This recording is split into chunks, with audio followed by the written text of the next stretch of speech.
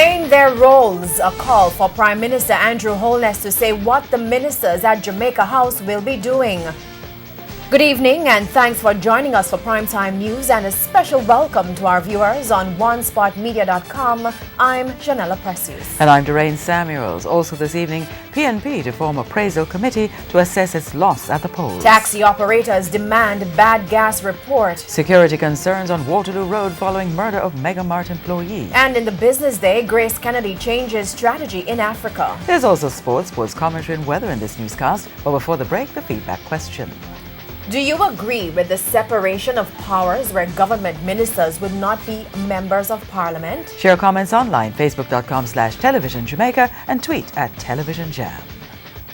Please stay with us. The Primetime News package returns right after this break.